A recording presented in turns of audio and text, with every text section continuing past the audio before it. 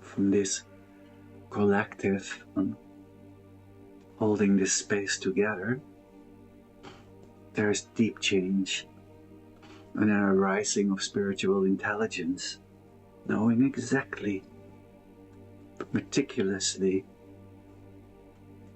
what this world needs. One tiny sweet action or expression at a time. And sometimes the action of compassion might be inaction. You will just know. Not being able to discern between timeless, awakened, boundless, loving awareness and the usual habitual mind is a human tragedy. So we realize the tragedy in the world while we are here being the conduit of the world towards the openness of all. So let's take a breath together. Good morning. Good morning. Hey, Terry. Good morning. Hi, Sally. Good morning. Good morning. Good morning. Welcome. Welcome, everybody. And just allow the usual mind to recede. Maybe just a little bit. Or completely. And there, timeless awakened awareness doesn't even come forth, right? It kind of opens up. And then that openness, feel into that openness from your heart. So a few of you came in at 8 o'clock, others were like already meditating, so you're already quite really open. And if you're just sitting here right now opening up, just take another breath. Yeah. Just notice the vastness, openness. Just allow, awareness to be in the space all around. It's kind of the knowing quality. Just pausing the movement. A little bit deliberate at first, and we get more and more habituate falling into this openness without any effort. So then ultimately there is left the intent, or the one that I've been liking even better is just that desire. I mean, the pure desire, because we use desire so much in this flow of awakening as something that is a problem. So maybe right there is already the realization that no desires were ever really a problem. Because at the heart of every desire, in its most pure condition, is the desire for this beingness, this openness. So Longchenpa often speaks about this innate knowingness and its energetic radiance arise together as a union. Even I sometimes feel like I'm like feeling into both, right? Knowing, and it has an energetic quality, but the words make it already splitting up a little bit, the knowing and the energy, right? So let's take another breath. Feel the knowing and the energy arising from the heart, the soma, not just the heart of hearts, not just the heart of the body, but you as the awakening one, the healer in the world, the soma in the world of healing. A little bit, just feel like this local energy. Oh, I use local. But this energy, right, is here. We are here too, right? So yes, here, but not so tight. To let the colors of your beingness, the profound personal experience of your beingness, it's profoundly personal too, right? There is this color of you in the world. But let's have this as a color, as a mosaic, without any particularization. And then no edges on it. kind of opens up to the boundless openness of being. And we can call it forth. And more we get used to just calling it forth, and nobody's calling it forth. It's actually starting to happen by itself.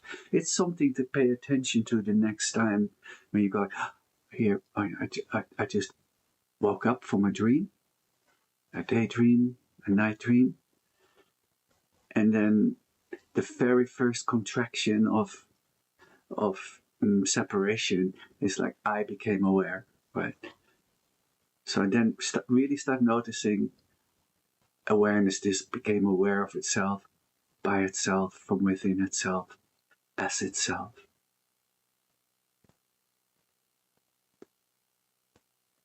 We feel this field of awareness just taking shape and as an unfolding resonance.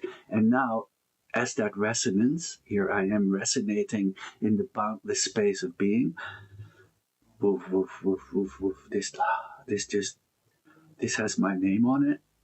Here I am, the playfulness of beingfulness in this world.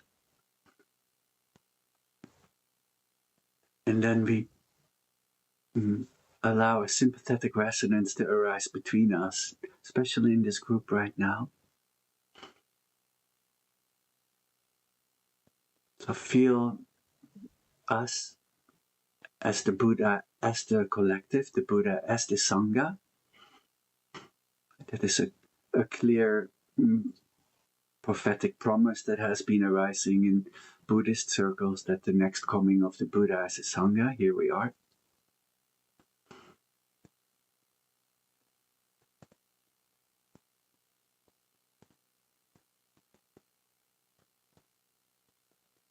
So feel into all those that we know, and maybe a few we don't know so well.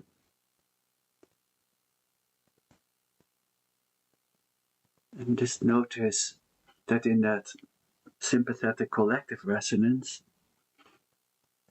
there's a change in the color and in the energetic field. 24 awareness is better than 1. That's why we're here together. So now there's know it, and we know it together. And when you really notice, I just know my beingness directly, I know. And then in that togetherness, liberation takes place.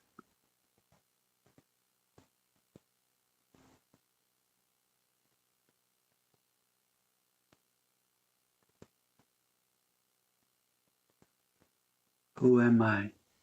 What am I? I'm this boundless space of being. Just relax any attention. Just let the mind return and sink back into this open space.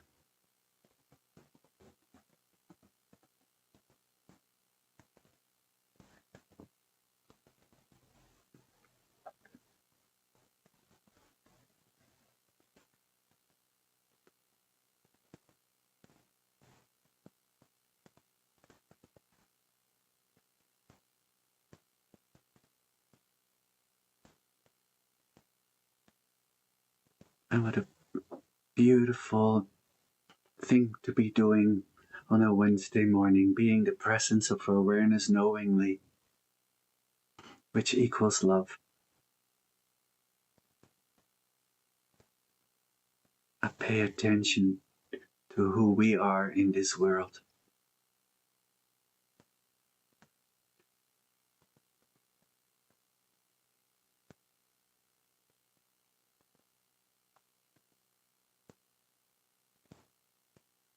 So much more a field perspective.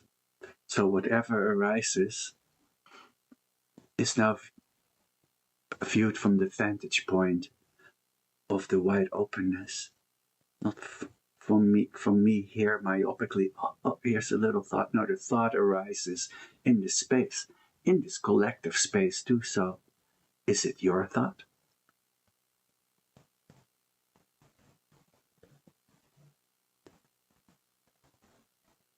It's just arising out of the field. And yes, it has a certain thematic quality to it, because it has the color of your wholeness in the world.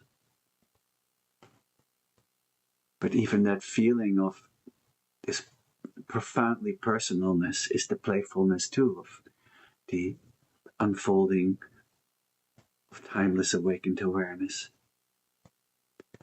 So not so tight. It's okay if thoughts arise.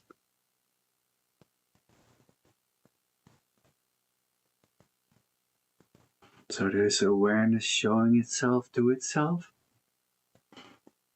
recognizing itself, aha, the knowing of being and the simultaneous mind of the movement. Arising and falling in the vast expanse. Just like currents in the ocean.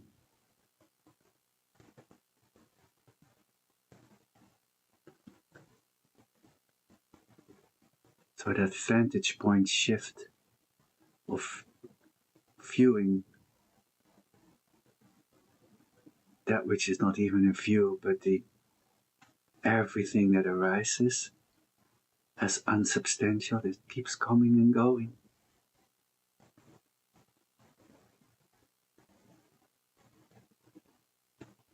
And the always constancy, always right with usness of this beingfulness, this, and then no out there-ness, indeed trans-dualistic, not so much into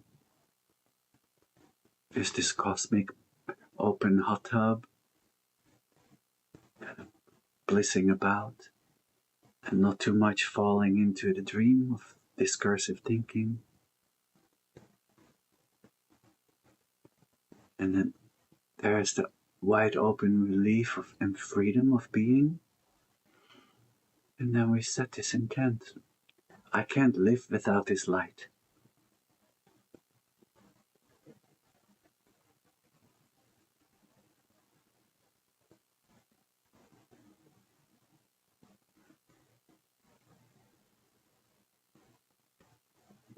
And in there arises a body.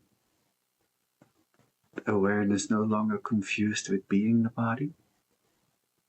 Within there rises and falls the energy on the breath, riding the breath. No longer confusing the breath as timeless awakened awareness.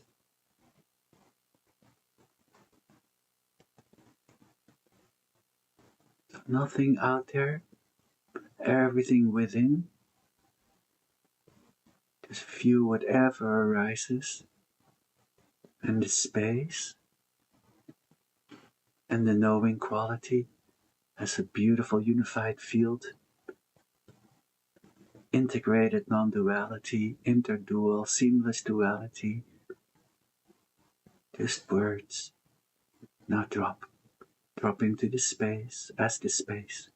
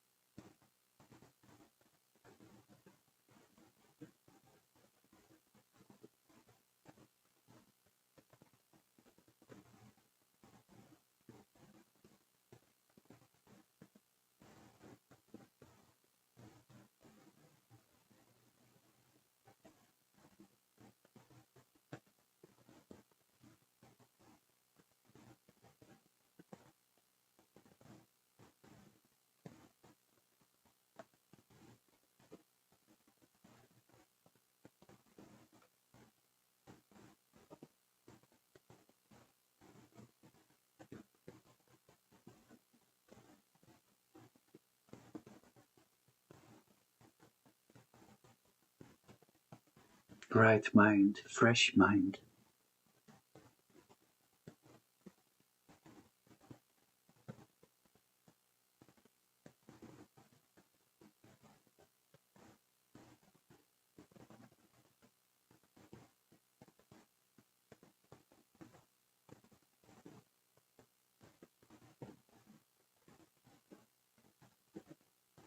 So this is the perfect time to read a short text by a couple paragraphs by Long Papa.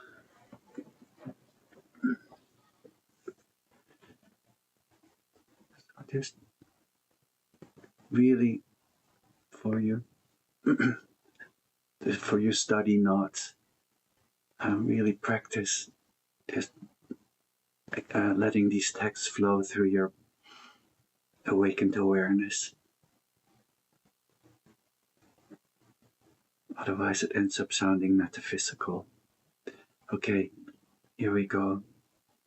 Although phenomenal being appears to be located in space and time, it is, in truth, the manifestation of beingness itself. The beingness of being remains and continually becomes a being within beingness. Over and over again, the beingness of being becomes beingness itself. In this way, the beingness of being is eternal and ever present.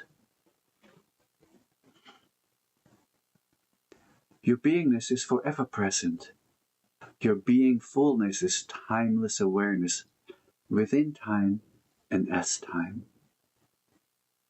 To experience timeless awareness in time is the unfolding of self-liberation in time.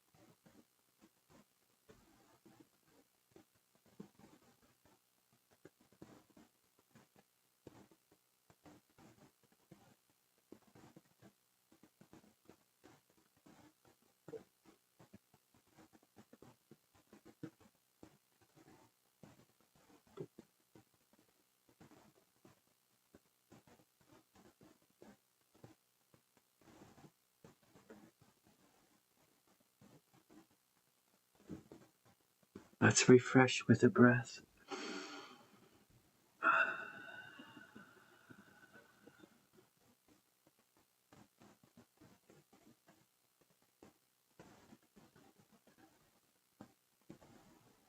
So even right now, not doing a bypass, just allow everything that you are, just as you are, just as you are.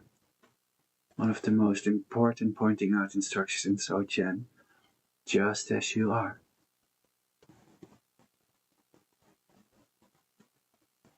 Yes, even that little bit of anxiety,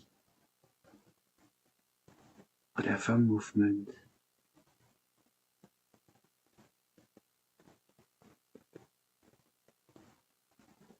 it's all the purity of being.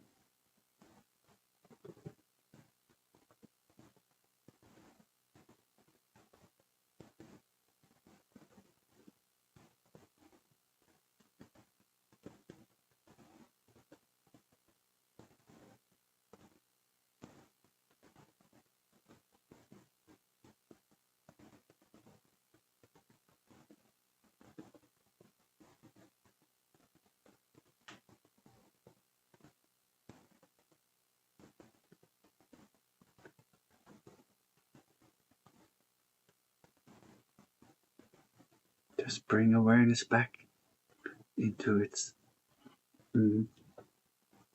birthplace in the world, in the heart. Feeling the heart against the backdrop of the vast expanse.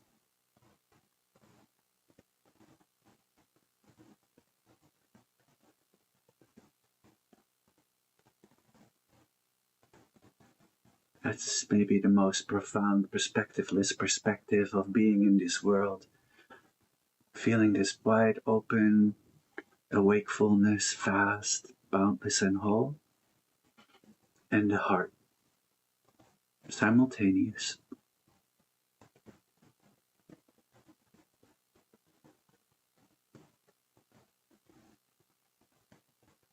And the heart acquires that every awareness.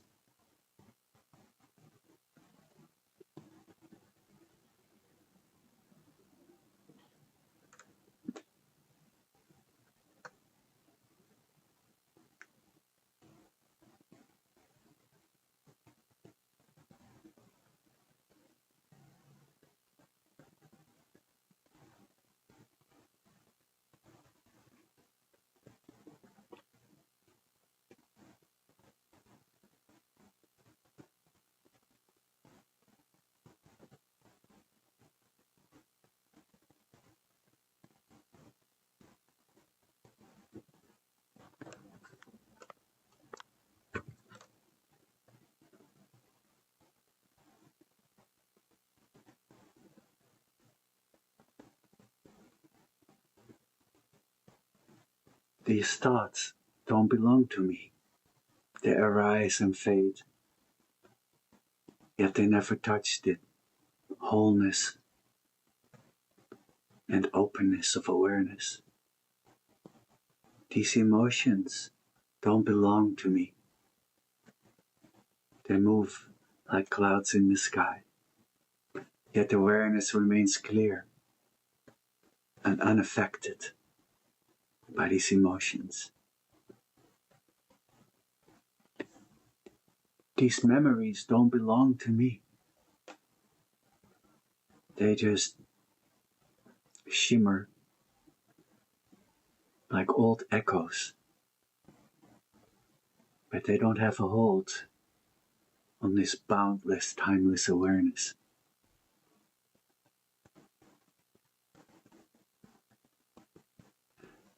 These sensations, pain, pleasure, joy, don't belong to me. They just ripple as experience, but they leave no trace on awareness itself.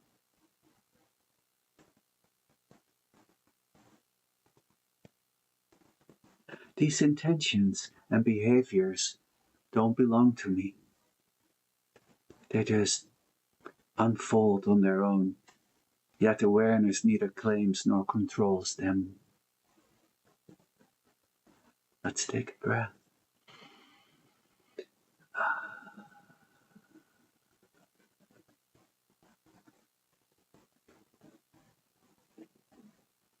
This body doesn't belong to me. It moves, it ages, but it is not what I am.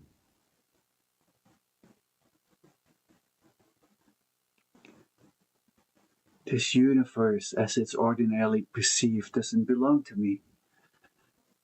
It is a projection, a three-dimensional mirage, shaped by the brain, including the one who appears to perceive it.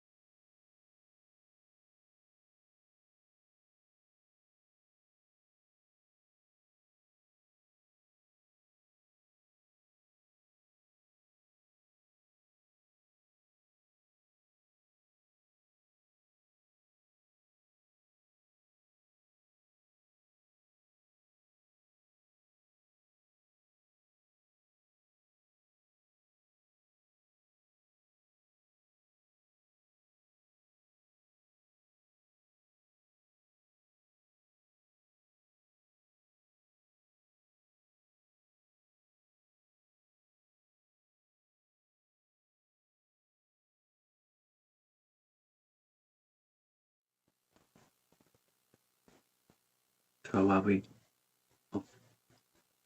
dissolve and deconstruct all these perspectives and viewpoints,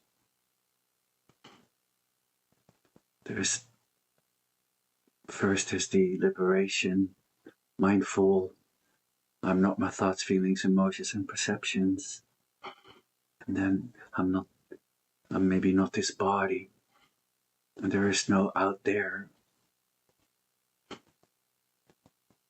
There's not really a localized I here, the every-awareness. So those are vantage point shifts. And we have to be careful that we don't get stuck in a deeper and maybe more profound vantage point, because that is still a little bit stuck. So let's take a breath.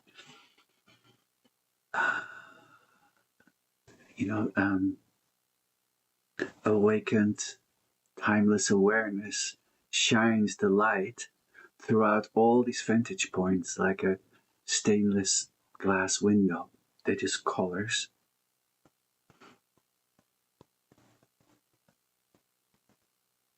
And since we are talking about the interduality, we still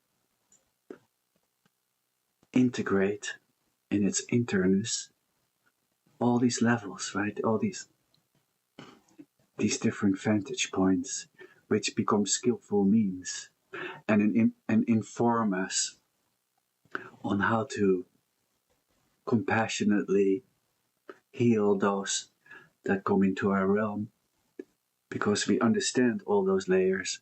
So that's, again, we are not transcending, integrating and transforming.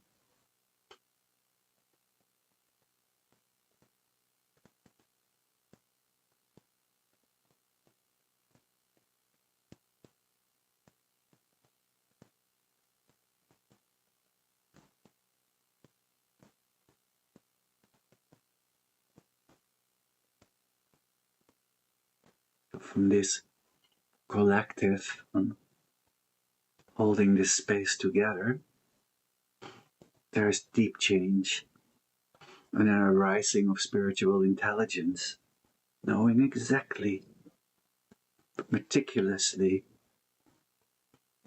what this world needs.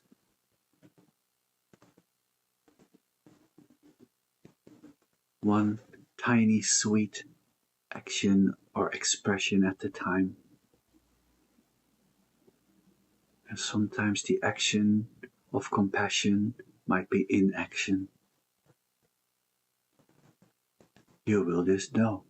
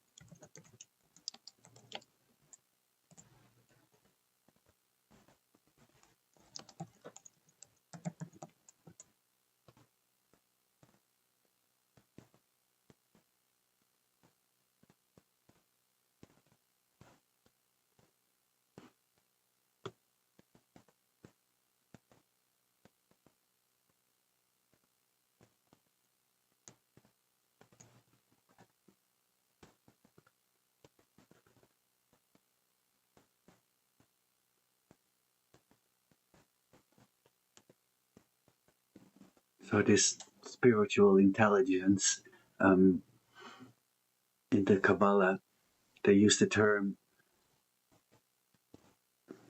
for the way that we access our deepest meaning, purpose, and highest motivation.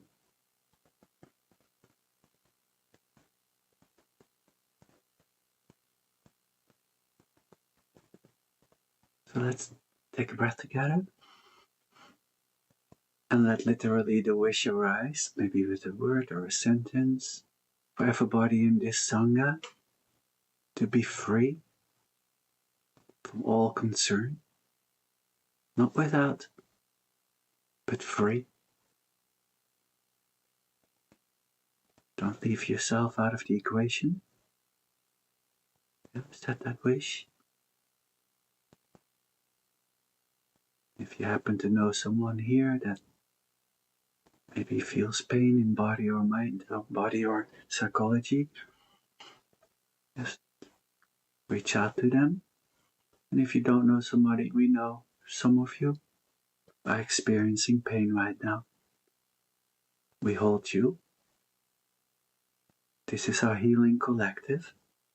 So, bidirectional, open your heart to receive. Receive this, not this wish, but this actuality of healing.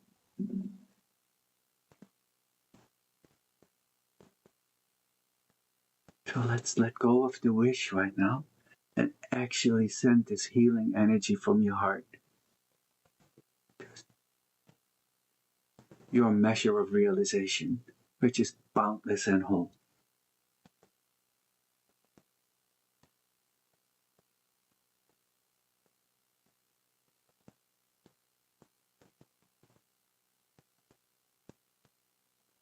Can you imagine how profound the realization and compassion is if we literally pull all of our uniqueness together in this boundless wholeness, this literal one color of this Sangha, how that just pulsates in the space.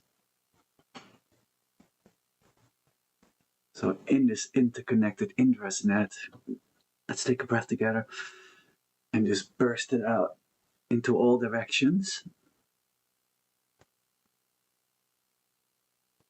To shine the light of healing into the world. And relax.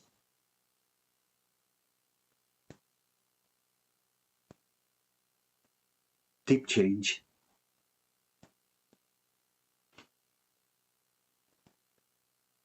That's what we are, the Deep Change Sangha.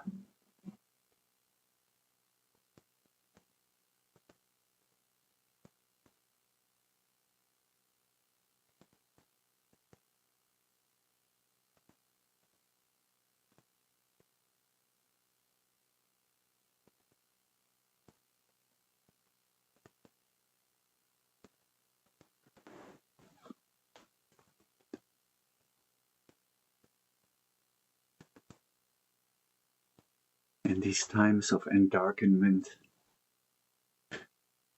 we just keep shining from the heart.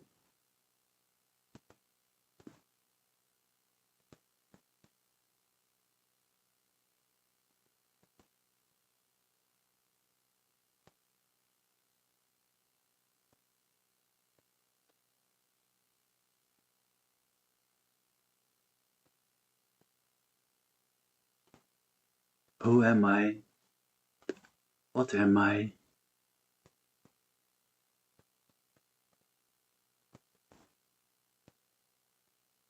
I am the source of deep healing in the world.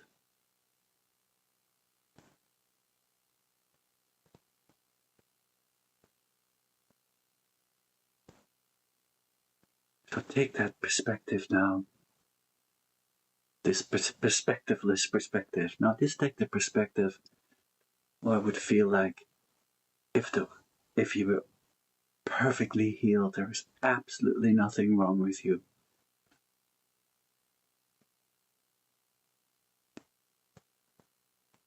Taking the immaculate perspective of being the awakened one, the Buddha, on your seat indeed.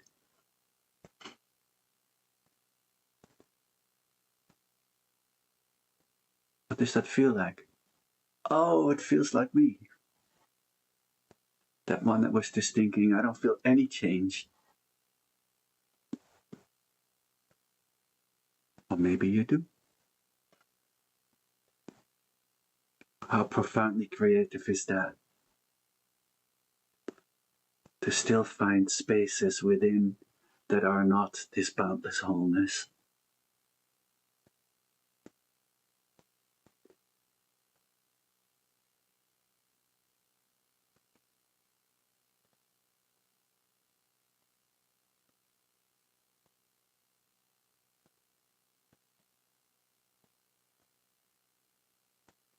Let's take a breath together.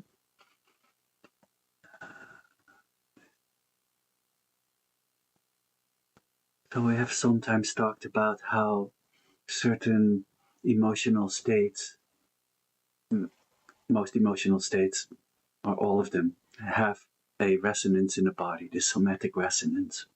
Right? So we feel this energy in our body and then we go like, ah shit, that's anxiety, right?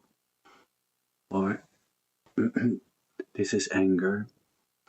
Last night in our Tuesday night get together, we're also talking about how anxiety is just an energy in the body, right? But so anxiety only becomes painful when it becomes the unwanted. Let's take another breath together. So most of us Westerners walk around with a bit of a tension field in our body. So maybe it has completely resolved from our beautiful practice. So let me the kind guide that brings back some anxiety. So if you don't feel anxiety, then you have a memory of it. But stay with this vast perspective, this healing openness, and feel kind of that tension field that sometimes arises, which is a real sweet tension field. It's a survival mechanism, right? Overproducing survival mechanism. So let a little bit of that arise in your body. You don't have to be informed by some profound trauma that you maybe know in you or others. I just want a little bit of that energy in your body. And then really put your awareness meticulously at the heart of it. Yeah, and then look into its purity, its original state, where it's just like this buzz in your body. Yeah. Then noticing there's an overlap with other emotions. That same buzz arises with maybe anxiety and anger.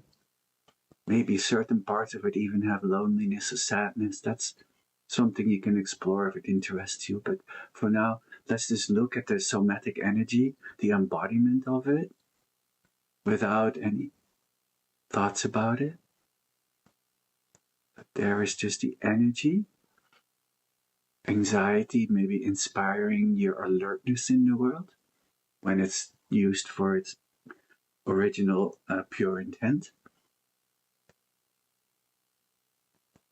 And then it becomes kind of the din of freedom.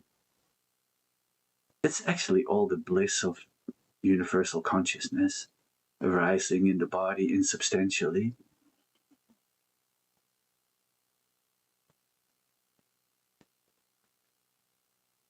But Timo, my anxiety feels like shit.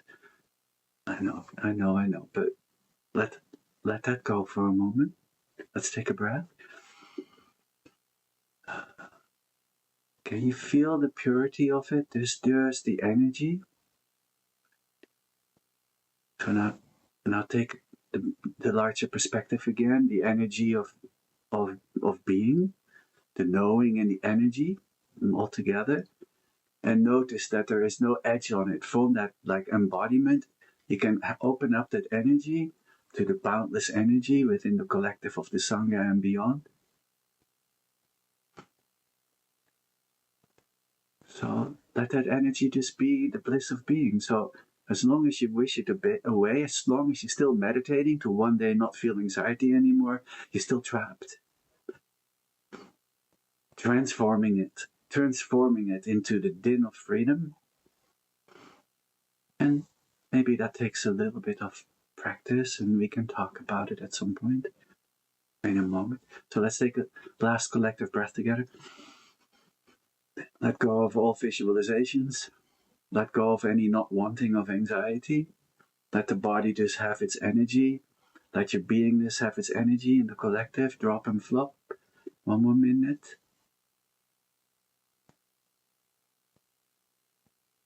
spacious path of freedom. Now anxiety, if it's still a little bit resonating, is arising in this vast openness and has no longer any seductive qualities.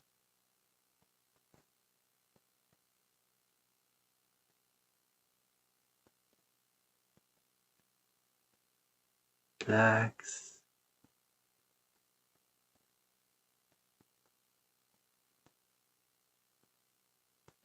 Thank you, all difficult mind states, for having brought me to this place in my body, in my breath and energy, in my heart and mind, in this collective of profound change, in this world where I may be the healer, informed by all these states.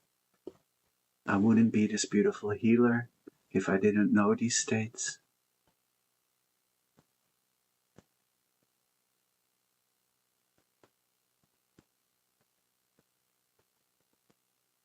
So maybe be healed and whole again.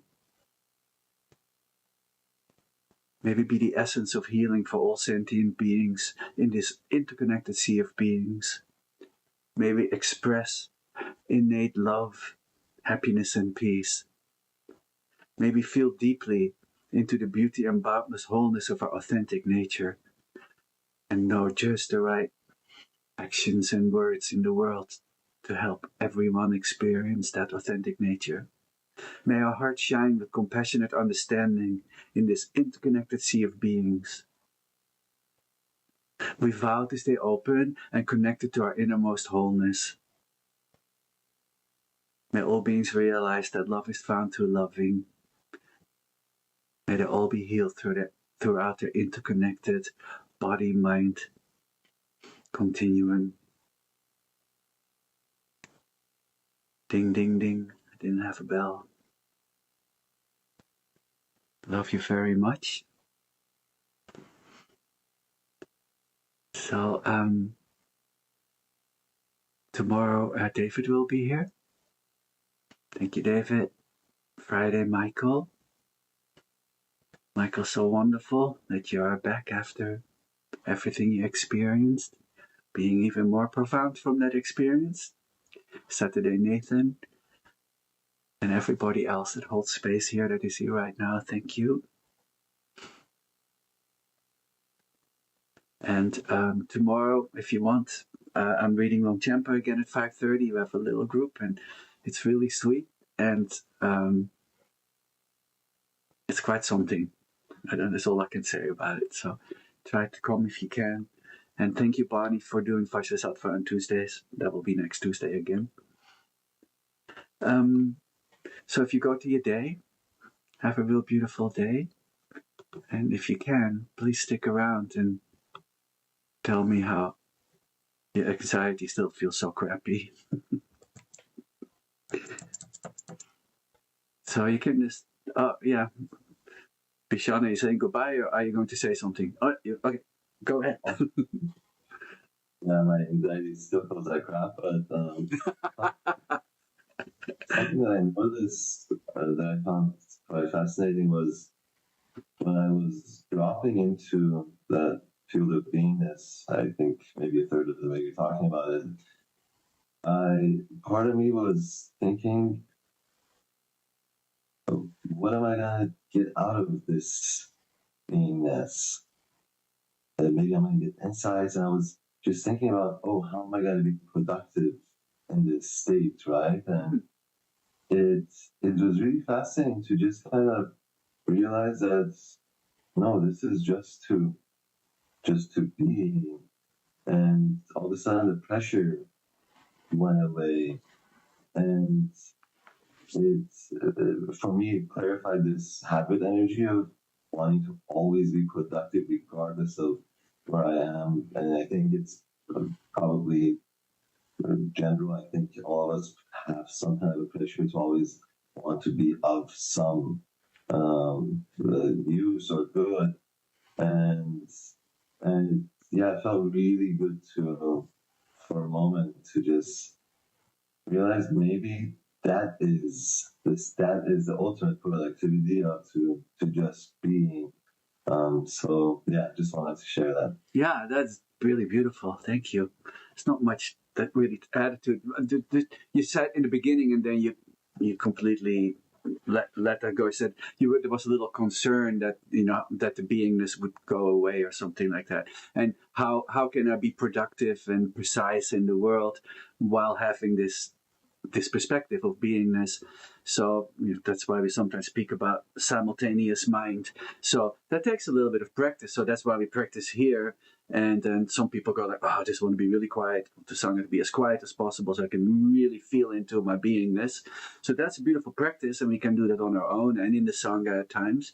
But then actually, I don't mind there is movement in it while we're doing this meditation, because we're actually practicing having that dual perspective. And you get better and better at that stabilization of the knowing of awareness knowing itself, while you're being precise in the world, as you said, productive. And you say that easily, but I know all the beautiful things you do in the world. So being a healer in the world, right?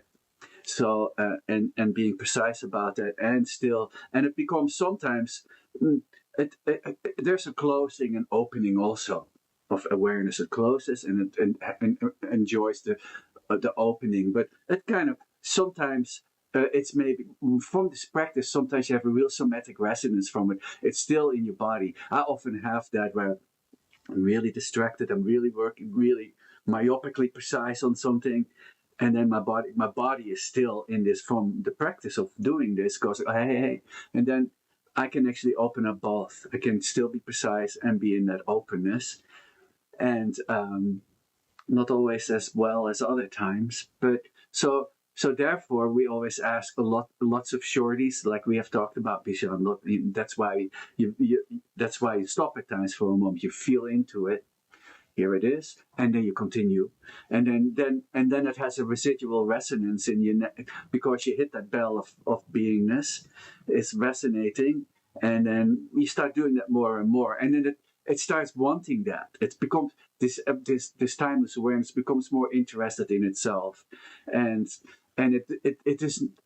As long as you feel that, when you're feeling into this beingness and it gets in the way of being precise in the world, then you're still holding on a little too tight to the other side. That's why it's so important we practice this dual perspective.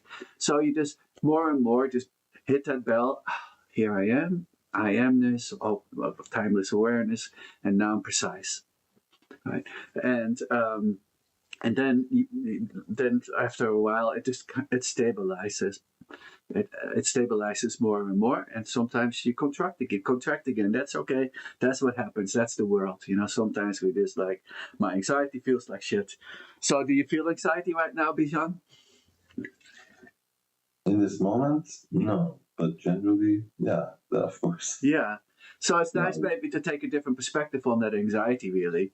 Just realizing that it's just an energy. And then when it becomes too much, then it maybe does some damage to the body over time and things like that. So it's easy to have a utopian view of it, like, oh, it's just the energy. It's like, yeah, that energy can be so much that it's not good to you or the world. So, but you were just saying, you were about to say something else, because I started talking. Oh, okay. Yeah, that's great. Yeah, so I know I don't feel anxiety right now either, which is really wonderful. And even that's limiting, because I say it's wonderful not to feel anxiety. Actually, once anxiety is transforming in just being an energy field, then welcome anxiety. And we no longer call it anxiety. We just call it the bliss of being, or whatever, the inspiration of action. Thank you, Bishan. Beautiful. Good morning. Good morning, Terry. Terry Lang. Hello, Spectre. So 2 things. The first one being the practice with the music and the sounding. It's great. Before practice, I think, rather than like you were talking about making it longer, I didn't know if you meant like making it a separate practice. I wasn't quite sure what you meant. But there's something about it being before the regular practice that it's like a priming. It's like getting something ready. Great, you know what I mean? Great. That's such good rewarding. It sort of sets the ground, or the seeds are planted, kind of. That is great. Yeah. So I do enjoy it that way. Okay, good. That's good. Okay. So, and then the other thing is this is great dealing with anxiety. This anxiety, like feeling it somatically. Perfect for me right now because I'm experiencing a fair amount of anxiety because on Friday I'm going to go in for an angiogram and a possible stent placement in my heart. Yeah. And so, I mean, I'm very confident in the physician's skill, the surgeon's skill. Yeah. But anything like that carries with it anxiety. Of course. And so, we our bodies are precious to us. We're afraid of dying, all of those things, right? And so this was like the perfect practice because there was a release and a peacefulness. And when you said, what would it feel like if there was nothing wrong with you? If you could really drop into, there's nothing wrong with me. It's like, wow. I mean, that's the true state, right? That's the true state, yeah. And so that was like really my grasping at all of this was kind of released. Yeah. And it's the perfect practice. Oh, that's great. That makes me happy. That makes me happy. And of course, having even though it's a routine heart procedure, that's no small potatoes, right? That is so obviously you're feeling something about that. That's great. So now, at least, there's a little bit of concern when you have been guiding people in meditation, even with the music and everything is like perfect circumstances for that beingness.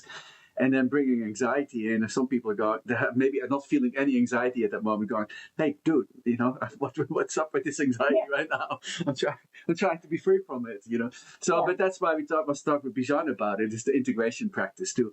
But what you're saying is like, so great. So you didn't have to go looking for any either. So I mean, it was easy.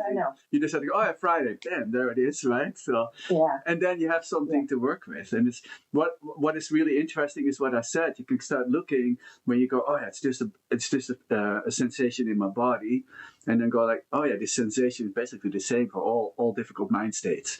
It might have a little bit of color change, but it's just this same sensation. And then go, this sensation, okay. So, but that's I'll be with you on Friday. We will be with you on Friday. Your dad could really feel that I could tap into the healing from the group. Yeah, good.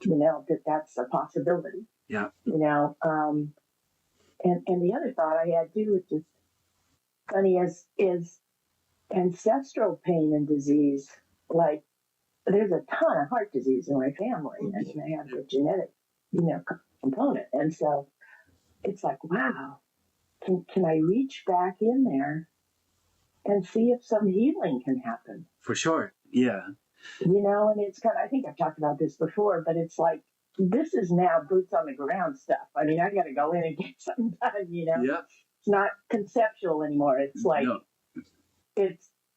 so I think I'm going to work with that a little bit on Friday, Yeah, well, the more we habituate having this beautiful beingfulness perspective, there's nothing we can't handle. So this is, it is boots on the ground, and it's not a small thing at all. And at the same time, you can do that beautifully.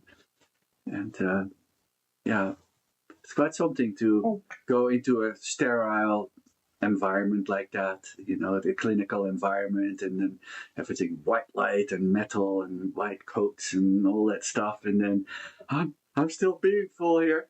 It's like, I had some procedures. I know how that feels, but I know you can do it. I know you will be, and then you can even feel it to all of us.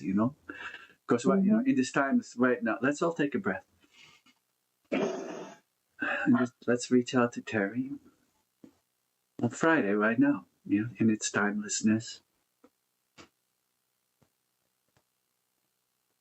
May your heart be healthy and free. May you, throughout the whole situation, be in the space of healing and openness.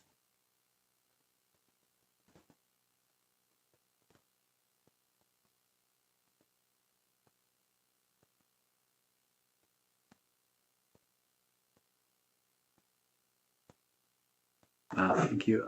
I can feel that actuality. That's amazing. Thank you. Yeah. Thank you. Thank you. Yeah, that's really a beautiful evolution of our Sangha, right? In the last few months that we are doing this. It really is something. Yeah. Thank you, Terry. Be well on Friday. I'll be with you. We be with you. So I just would like to thank Terry and Bijan for speaking about what's happening for you individually. And I guess with this theme, that we're talking about, I struggle with accepting the unacceptable within the context of this beingness. I feel like it gets in the way. Because some things are unacceptable, and the wish to move through it and become neutral, maybe, I'm not sure, but it doesn't always work. Yeah, no, that's always not for me. Yeah, great. Thank you. Beautiful. So there's so much unacceptable in the world, right? So and then you said it's difficult to be neutral. So there's yes neutral and no neutral at the same time, right? So neutral is a little bit of a flat word, but I understand what you mean. You mean neutral, not getting too swept up into it, right? The equanimity, the things we talk about, and the place that you know. But when boots on the ground, as Terry said, or shit hits the fan, as I say,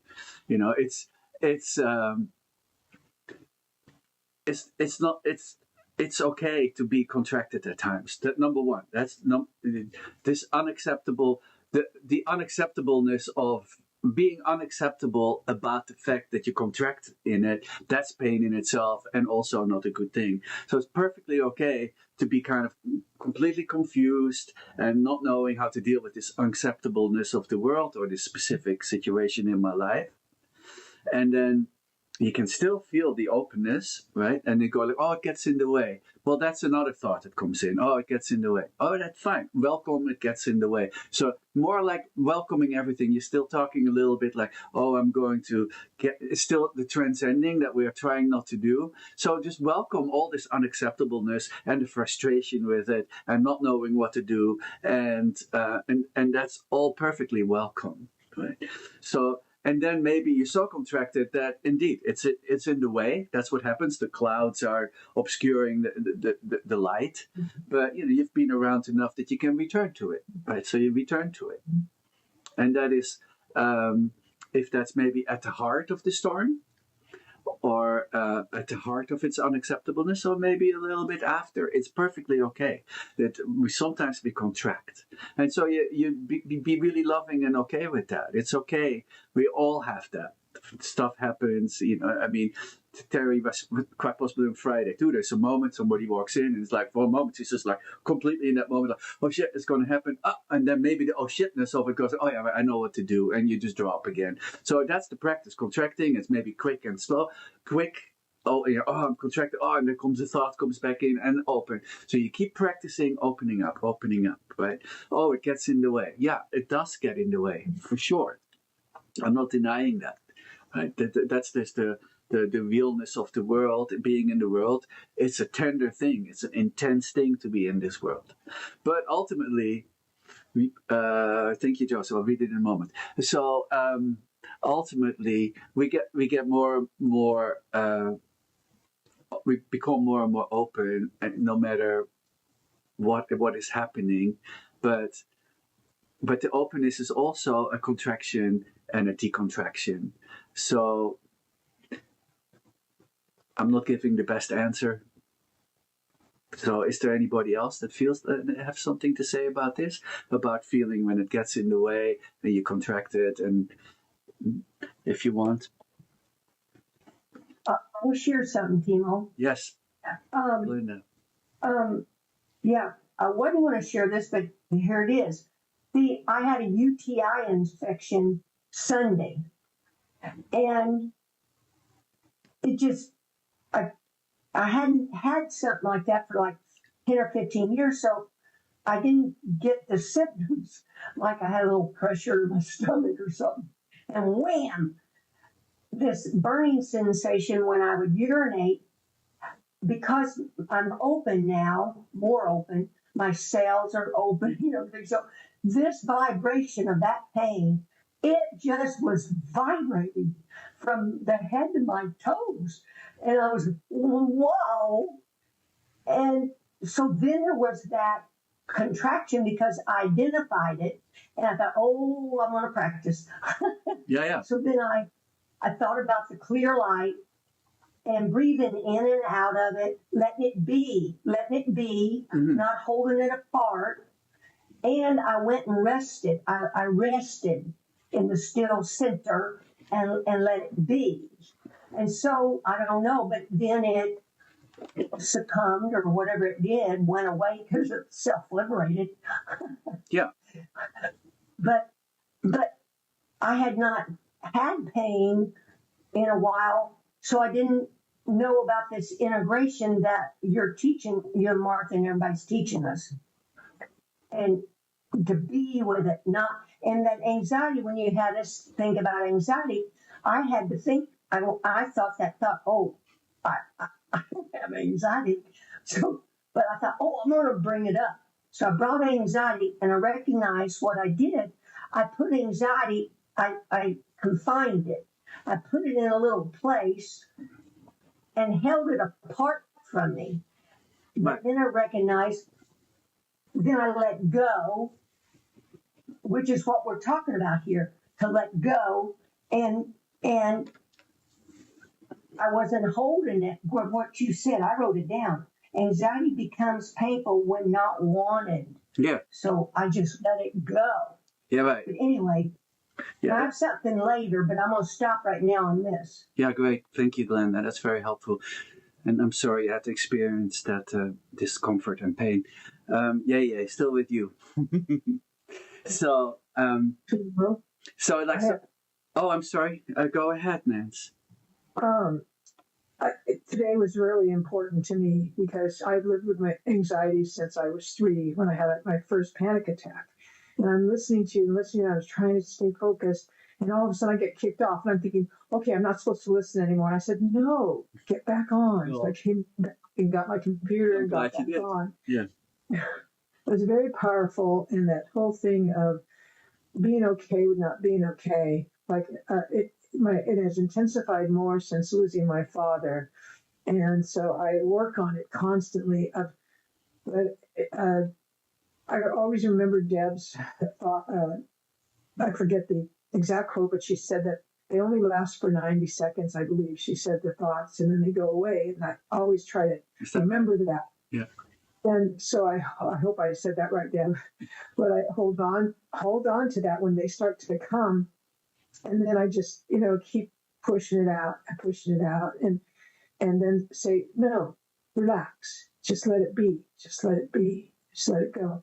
And that, you guys have taught me so much, and I don't normally share this in public about it because, it's sometimes I feel embarrassed about it, but it's so powerful. It has right now a little control on my life, but I appreciate all that I've learned here, and then also with Mingyur Rinpoche, who, suffered from panic attacks so much. And I now that my dad died, I can start working with his Joy of Living class again. That really helps. But I just wanted to say thank you. I don't know why I got kicked out. And at first I was like, and then I was like, no, get back in. And I appreciate the shares, and I appreciate being with you. And actually today I start working with a therapist. I haven't done that in years and years and years. Oh, wonderful. Yeah. On anxiety and panic and agoraphobia and see. So I just send me some vibes, see how today's goes. And it's time to, I'm 70 years old. It's time to let these go. Can't carry these anymore. So, right, and let them go and transform them and see them for what they truly are, and ultimately they all arose to help you, right? It's hard, it's difficult to see the unacceptable, as Terry calls it, as something that can be acceptable, right? But so it's simultaneously unacceptable and acceptable, simultaneously neutral and not neutral. And and that becomes the integrative perspective. And thank you for coming back and courageously sharing, both you, Terry, and you, Nance, too, bringing some vulnerability in. It's sometimes easy to kind of go like, oh yeah, I have all these realizations, and that's beautiful too. We need that too, but it's very important to also share the frustrations and the difficulties. So, okay, so I was still going to say something, but let's first all take a breath.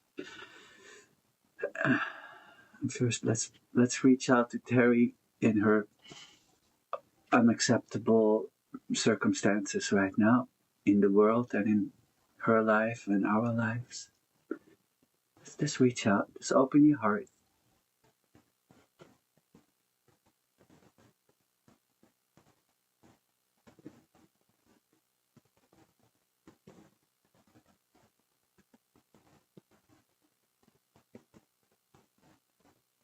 And as we reach out to someone with this loving actuality of beingness, we are becoming liberated ourselves too, right? In that moment of streaming out, in this bi-directional perspective, the healer also becomes healed.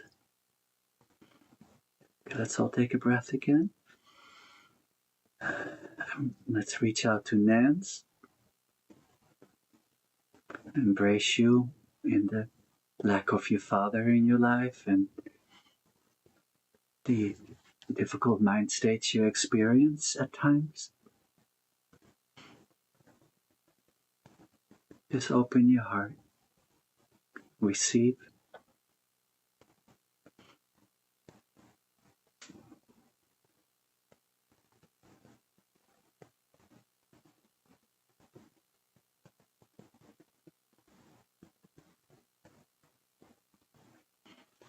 Thank you, everyone. Thank you, Nance, for sharing, Terry, too. And yes, Nance, I hope that the person that you're going to be seeing for your healing will be profound and helpful. Joe, thank you. No need to worry, the 14th Dalai Lama. If you have fear of some pain or suffering, you should examine whether there is anything you can do about it. If you can, there's no need to worry about it. If you cannot do anything, then there's also no need to worry. That's great. I don't know, it strikes me so funny. So, yeah. So it's perfectly okay to sometimes completely disappear, right? Disappear from the beingness. We all do that, and maybe we all might be looking around and we go like, there's that one person, and they're completely awakened, right? So no, we're all contracting. So we all understand. Bye, Bonnie. So we all understand, right? So you also have to understand that you kind of contract into this unacceptableness, and you're contracting in the unacceptableness of the unacceptable, right? So maybe you can just accept the unacceptable a little, which is maybe a lot to ask, but also maybe not. But just keep returning, you know this place now of awareness, knowing itself, and you kind of oscillate for a while, and then maybe it kind of overlaps a little. It's like, oh yeah, I can feel kind of like I feel like shit in my anxiety while I'm aware, or I feel like shit about this unacceptableness. I'm still aware a little bit. It kind of goes like this, and it integrates. It's like it starts pulsating a little, and there's of course always a little bit of frustration. Here I am. I'm like being this. I'm serious about my practice in the world. I'm a yogi. I do all this stuff, and yet now I get smacked in the face by these circumstances. There's being in the world. There are things that are unfair and unkind, and there are so many difficult things that happen to us. But the one thing that we always have, we can always return to this space. So then you return a bit later. It's like now I'm just like a warrior, and yeah, we do get better over time at simultaneously holding both perspectives. So you just like they say in 12-stepping, keep coming back. It works. Keep coming back to beingness. Keep coming back to beingness. It works, right? And maybe it doesn't work so well today. And then that's this also. So that thought of, doesn't work so well today because the shit is hitting the fan. It's a little bit, just that thought of like, oh yeah, just do it. Just like, oh, I just relax. Here I am. Now back to whatever needs to be done. Maybe I have to go, holler at somebody right now, whatever it is you have to do about this unacceptable. Maybe you have to pull your sword, right? Maybe ask somebody else to pull the sword for you, whatever it is. But it's... Thank you. Yeah.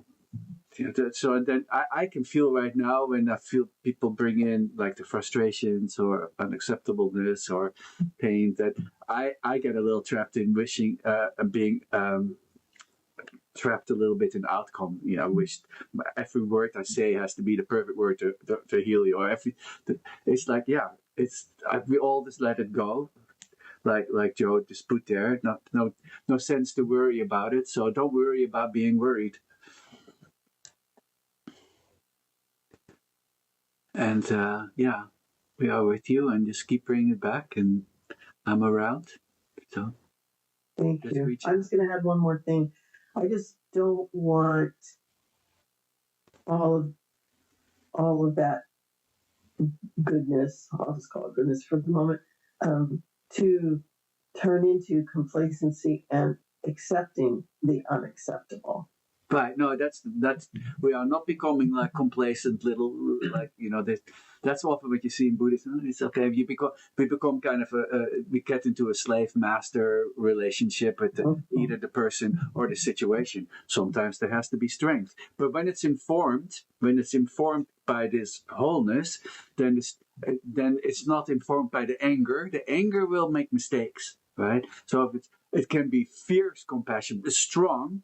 This is just not right, and I'm out of here, or this needs to be done, and so sometimes even then those actions might not all the way be correct, and then being accepting about making mistakes, because sometimes things are nearly unnavigatable.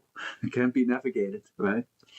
Yeah. So and so then being okay with that, I absolutely don't know what the hell to do right now. What the F is what I was going to say. Thanks. Thank you so much. Yeah. Thank you. Yeah? Is anybody holding back? Thank you, Joe. That was cool. I'll try to keep that one. You guys unmuted. Linda, I'm unmuted. I unmuted, but I thought I'll only speak if Timo notices and not Linda noticed. And so I'm so bad at that. Thank you, Glenda. Thank you. Now I'm stuck. Well, I was at a different sitting group that I sometimes sit with, and the teacher said something about, he was talking about Jesus saying, at the point when he's on the cross and he's like, why hast thou forsaken me, right? And that here's this most enlightened being, and even he has a moment of coming to, like, not holding that, right? Like, he doesn't want this to be the way things are. Now, whether it's because he's, leaving behind these disciples that maybe aren't as far along or whatever, we don't know exactly that. But I thought that was so amazing for him to bring up that we all, like even the most enlightened of humans who have ever walked this planet, are going to still have these moments of being caught. And that any amount of judgment that we may be putting on ourselves for not continually just holding this equanimous state or recognizing our true nature, like even in that moment with Jesus, there, like if it's going to happen with him, then maybe I don't have to beat myself up so much, And so whenever any of us are experiencing these really complicated, difficult emotions, to not give that second arrow that's I've been meditating for so long, how bad of me that this is still affecting me is just so unnecessary. It still happens, right? But I like that. I don't know. No. That was the perfect thing to bring in. Wow, I'm so glad Glenda nibbed you. We would have missed that. That's the perfect answer, right? That's the perfect. I mean, answer. because it touched me, but then I just wanted to make sure that bringing up Jesus into this sphere was going to be okay. Of course. No, all enlightened beings are welcome here. So that's a good way to look at it. So that forsaken, that being forsaken from your beingness, right? That's what's happening. When you feel forsaken, and it's like, so then it's the concern that arises when you're forsaken of it is like that it will never really come back. Like or the other one is like, I'm never really gonna get it because look at me. I'm like, I can't do both at the same time, and that's perfectly okay. No, we can't always. Sometimes we just contract. Sometimes we hang on the cross and go like, this sucks, and that's okay. But then, you return. And then sometimes the actual intensity of it is what wakes you up. So actually the worst of worst experiences becomes the gateway to returning, right? So, and then we say, thank you for making me feel like you have forsaken me, but you never do, because it's never not there. Otherwise, if it wasn't there, we wouldn't know our experience. Yes, Tina. Yeah, exactly.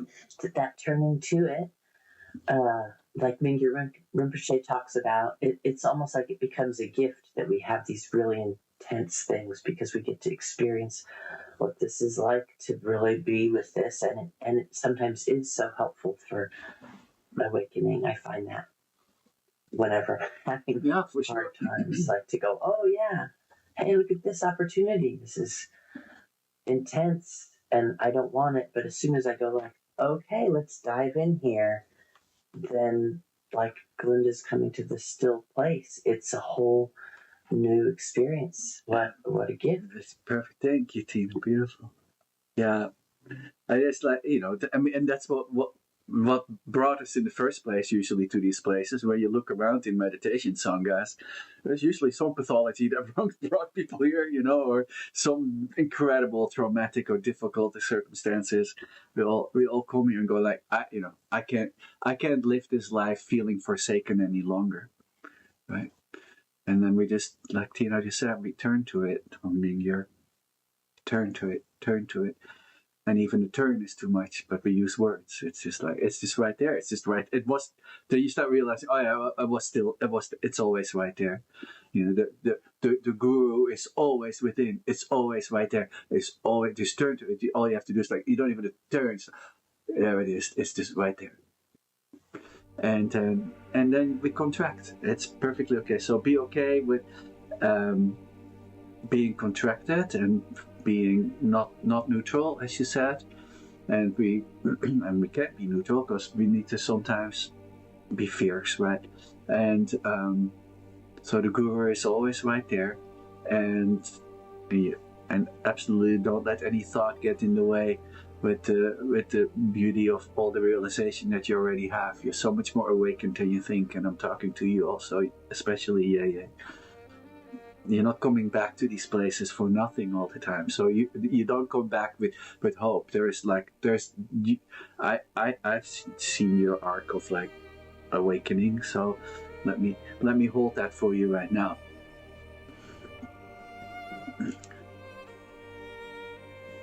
Yeah. Shall we go to our day? Nobody holding back? Okay, then.